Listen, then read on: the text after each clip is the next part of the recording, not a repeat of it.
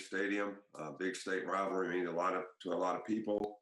I think what the players need to understand is, their energy, their eye discipline, the preparation they have for a game like this is really, really important to having the right mindset when you get in the game. Because in rivalry games, a lot of times you beat yourself because you can't maintain focus, and you need that in preparation because that really helps you, when you get there. So we're really trying to stay focused on what we need to do to prepare our guys. And, I watched practice from here today. I was in the meetings today, so none of that really is any different. So it's senior day on Saturday. We have 17 players that will be a part of the pregame festivities. These guys have made a great contribution to the program.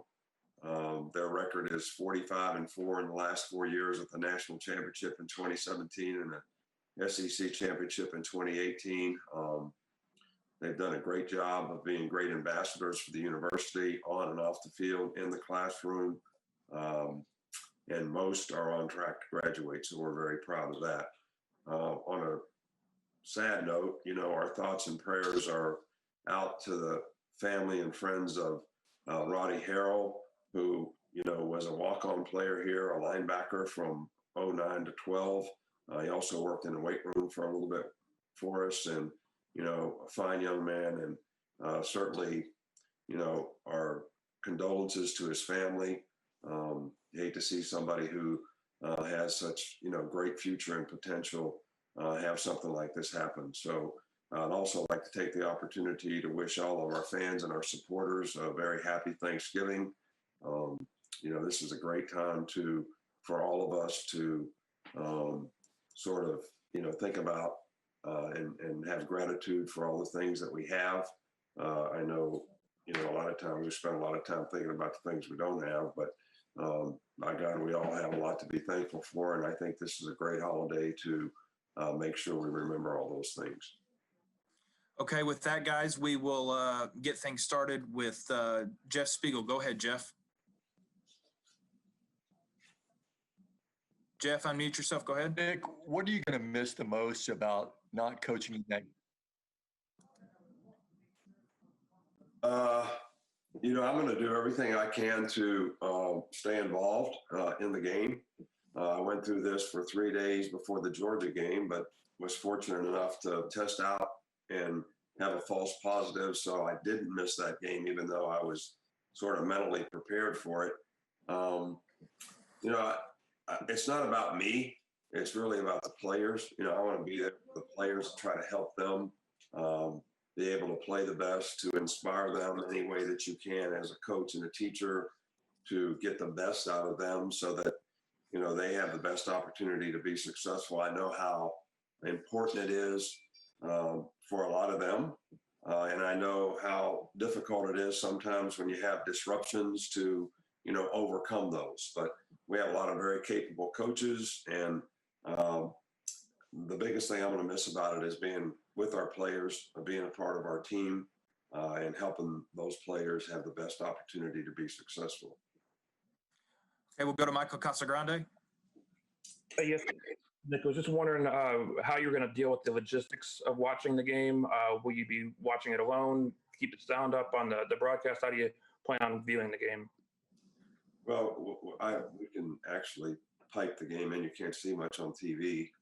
So, we'll get the same, I'll have the same feed that, we take of the game, which is the film that we watch on Sunday. So I'll be able to see a little bit more what's happening, kind of like if you're in the press box type of thing.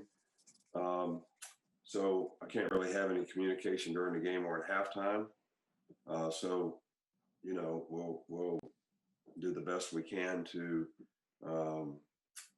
try to analyze what's happening and see if there's any way that we could, be of some kind of use. But I have confidence in our coaches and our players that, they'll be able to do what they have to do. I mean, we all got to live with the consequences of what happens, whether I'm standing there or not. So that's something I hope everybody realizes. Okay, we'll move next to Aaron Suttles with The Athletic.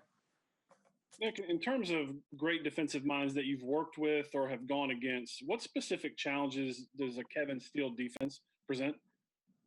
Well, I think, Kevin is just a really sound fundamental.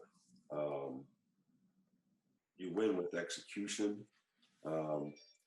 So their players really do a good job of executing whatever it is they do. They make really good adjustments to take away what you're trying to do. And the players play hard and they play with a lot of toughness. So, and I think those are, all signs of, Kevin's leadership. But it's always a challenge to play against them, that's for sure. And I'm sure it won't be any different Saturday. Okay, we'll go to Dennis Dodd with CBS. Nick, you took in Steve Sarkisian as an analyst at a kind of down low point in his career.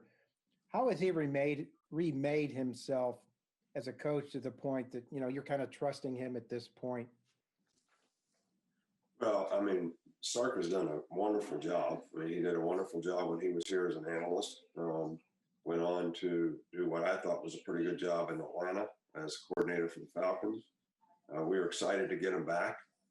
And, based on the body of work in terms of what our offense has been able to accomplish last year and this year, no one could argue that he's done a fantastic job in terms of developing players, having them well prepared for the game, inspiring them to play with a lot of, kind of effort, toughness, discipline, some of the intangible things that it takes. We all probably contribute to that. I mean, everybody on the team tries to contribute to that, every coach on the team. But he's done a fantastic job. And I think the body of work really speaks for itself. Okay, we got time for two more. We'll go to Jared Oliver. Hey, Coach, I hope you're feeling better soon. Have you been able to speak to the team about the challenges of 2 straight Iron Bowls having having some major adversity with Tua out with a hip injury last year, and then now this year you won't be on the sideline? Have you had an opportunity to talk to the team about overcoming these challenges? Not specifically for this game. I think we've talked about that when we've lost really good players, when we lose them, how it creates an opportunity for somebody else to step up and play well and create value for themselves. And that's, what we did last year when Tua got hurt and Mac had a chance to step in, not specifically for this game. Same thing we did when, Jalen Waddle got hurt at Tennessee. So, the players have tried to respond and done a pretty good job relative to the guys that have taken their place. So, we don't ever want to see anybody get injured, but we also want to be very positive with the players who are remaining in terms of what they can do and need to do to try to perform well, in the game. And we want everybody to be playing 100% in terms of their effort, their toughness, their discipline, focus to execute all the intangible things that you want to play with. So you can't ask for more than that. So if we can get that out of our players, always, able to sort of deal with whatever the outcome is. And we'll finish up with Tony Tsoukalas. Tony, go ahead. Okay, well, we can't hear you, Tony, so we're going to have to wrap up. Coach, I know you've got things to do. I appreciate your time. Okay, guys, thanks so much. I appreciate you. Appreciate everyone's concern out there for me, but I'm doing fine. Thank you. And I wish everybody another happy Thanksgiving. Thank you. Thanks, Jim.